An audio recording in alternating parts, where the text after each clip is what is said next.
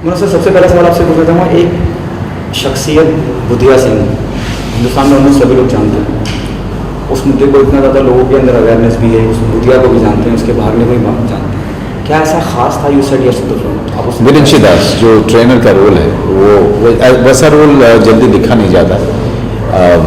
ये एक वास्तविक घटना है और ये आदमी जो है इस दुनिया में था 9 साल पहले तक, 8 साल पहले तक जिंदा था, फिर उसे गोली मार दी गई थी।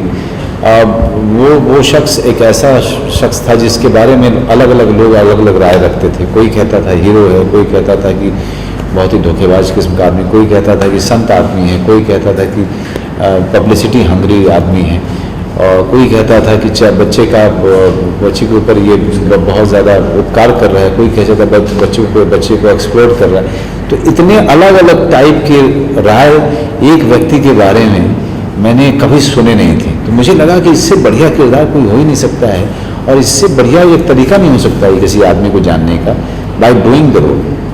ओके, कितनी रिसर्च करी आपने? जब मैं विरंची की बात करता हूँ जी, देखिए रिसर्च तो अपनी होती है, रिसर्च तो अवेलेबल रहती है। रिसर्च बड़ा पर्सनल काम होता है, और वो इंटरनेट से हो सकता है, लोग इंटरव्यूज़ देख करके हो सकता है, डॉक्यूमेंट्रीज देख करके हो सकता है, ये सारी चीज़ें अवेलेबल है।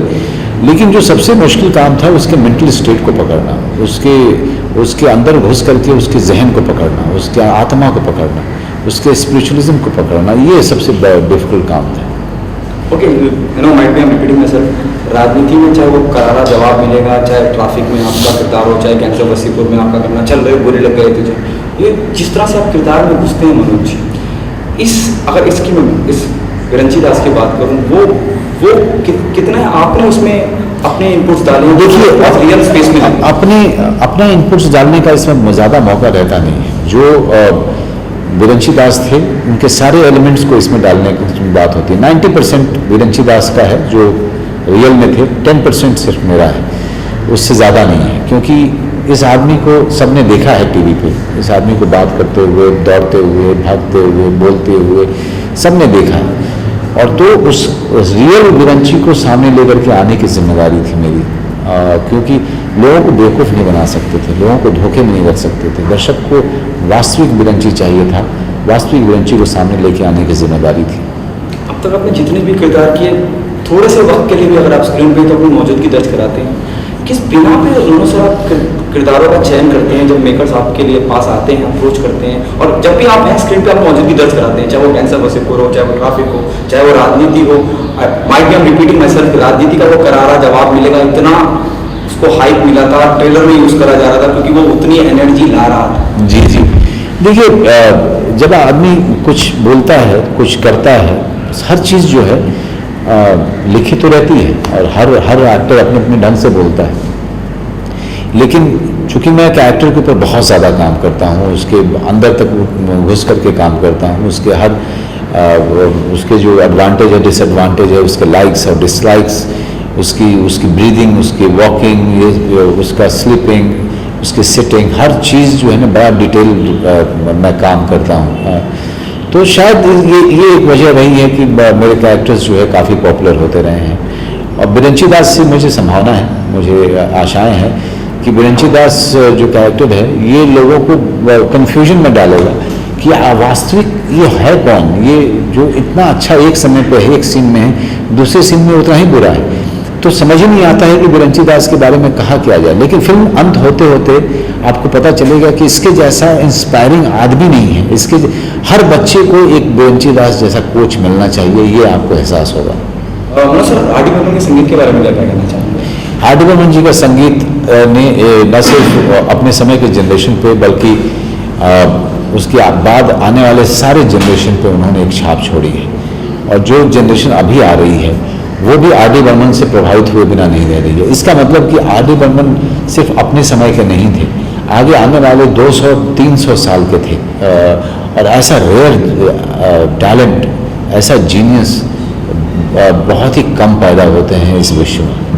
Okay, there talks in the industry, biopic बनाने की बात चल रही है आरडी जी के ऊपर। आपको क्या लगता है किस एक्टर को आरडी जी के ऊपर बायोपिक का लिए मेन लीड करना चाहिए?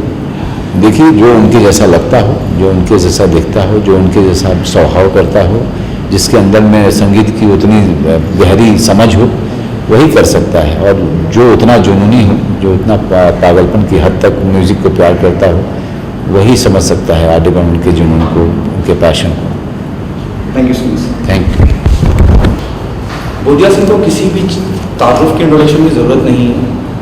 सबसे पहले कब ख्याल आया कि इतने सेंसिटिव मुद्दे पे, इतनी सेंसिटिव इशू पे एक फिल्म बनानी चाहिए?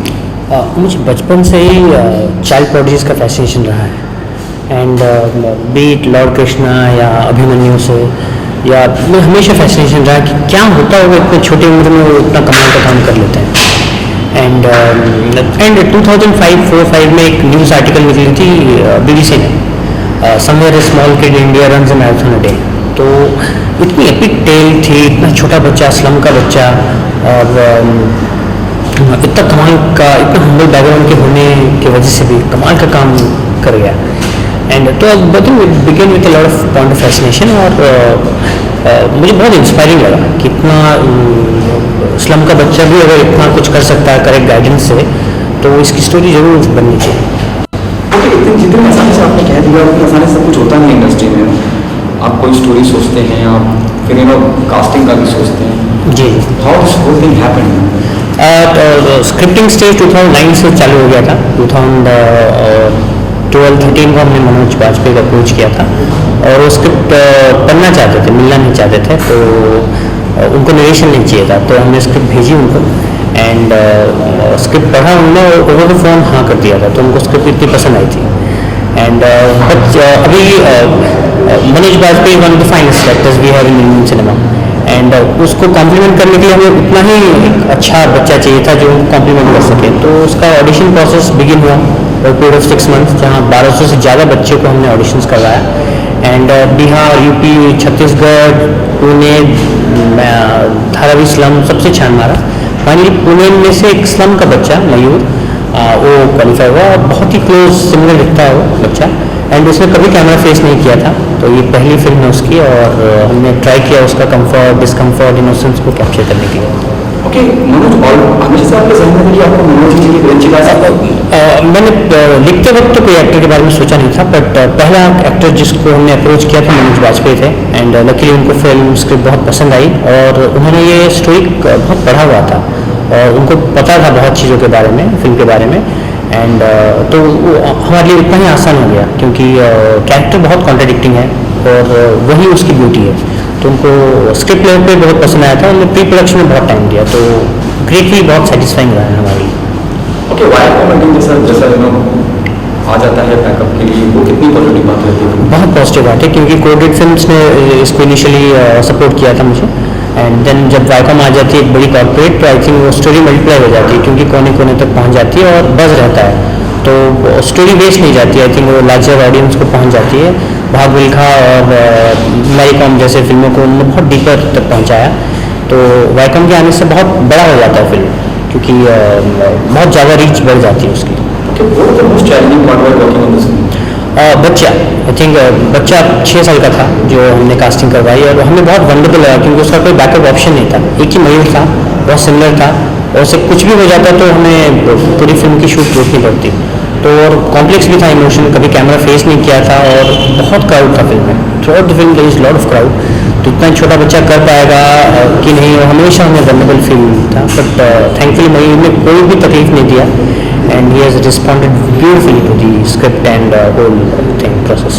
क्या फिल्म का नाम पहले कुछ और था, और उसके बारे में जानना चाहूँगा? जी, फिल्म का नाम डुरंतो था पहले, तो हमें लगा कि डुरंतो का संस्कृत मीनिंग रेस्टलेस है, तो फिल्म में एक रेस्टलेसनेस है, तो हम वो कैप्चर करना चाहते थे, जो हमने कैप्चर किया, बट वही डुरंतो को नेशनल अवार्ड मिली थी बेस्ट चिल्ड्रंस फिल्म कैटेगरी में, बट वाइकॉम को क्रिएटिव टीम को लगा कि Budhia Singh born to run much more reachable title है, उन्हें एक रिसर्च करवाया जिससे बहुत 5-6 नेम्स उन्होंने सजेस्ट किया ऑडियंस को, और बुधिया सिंह का नाम सबसे ज़्यादा उस टिक में आया, तो I think it's a very smart title to play around, and कुछ एक्सप्लेनेशन करने की ज़रूरत नहीं पड़ती, एक बार आप बोल देते हैं Budhia Singh born to run, बहुत क्लियर है कि एक छोटे बच्चे की कहानी है, एक चाइल्ड प्रोडिजी है, तो उतना आसान हो जाता है ऑडियंस तक पहुँचने के लिए।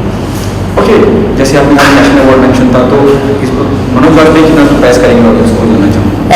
ये आई थिंक कोई भी मेन स्ट्रीम एक्टर ने जूडो का रोल नहीं किया, ये पहली उनकी स्पोर्ट्स फिल्म है और बहुत कॉन्ट्राडिक्टिंग है, लव हेट रिलेशनशिप का रहेगा, क्योंकि कोच बहुत ही फियरलेस है जैसे मनोज वाजपेयी अपने एक्चुअल लाइफ में है। इनफैक्ट उनका स्पेशल मेंशन भी था डोरेंटो फिल्म के लिए बेस्ट एक्टर के लिए। बट आई थिंक फ्यूचर में आई थिंक जितने भी अवार्ड्स होंगे I am sure he is going to get recognised on those awards. अच्छा, hopefully Filmfare and other जो रिकॉग्नाइज्ड अवार्ड सेरेमनी है, I am sure he will get recognised in those award ceremonies. Okay, अब तक का response कैसा है? जब तक टीजर आउट है, ट्रेलर आउट है, लोगों क्या क्या प्रतिक्रियाएं मिल रही हैं और कितना सेटिस्फाइड है? क्रिएटिवली वेरी सेटिस्फाइंग है, क्योंकि टीजर से बहुत एक्साइटमेंट है लोगों में और बच्चा को भी लोग देखना चाहते हैं। एंड ये क्योंकि यू कैटेगरी है तो फैमिली खुद अपने बच्चों को लेकर आके देख सकती है। इट्स अ वेरी इंस्पायरिंग, क्योंकि इतना छोटा बच्चा यकीन नहीं होता कि वो इतना कुछ बड़ा काम कर जाएगा और उसके ऊपर फिल्म बन रही है। आई think it's very inspiring. Marathon के ऊपर कोई फिल्म नहीं बनी है, चाइल्ड प्रोडिजीज के ऊपर फिल्म नहीं बनी है, तो ये बहुत न्यूनेस है फिल्म में। एंड ट्रेलर से तो बहुत पॉजिटिव रिस्पॉन्स मिला है, क्योंकि रोज़ कोई ना कोई फ़ोन करता है और they are liking the trailer. और उसमें कॉन्ट्रडिक्शन है, टिपिकल चाइल्ड कोच की रिलेशनशिप नहीं है, कॉम्प्लेक्स रिलेशनशिप है और बहुत इंस्पायरिंग फिल्म है। ओके, जिस तरह से तारे ज़मीन पे स्टैंडिंग एट डब्बा एक अलग तरह की फिल्म थी, एक पैगाम के साथ थी, एक मैसेज के साथ थी, क्या आपको लगता है Aamir Khan understand cinema so very well?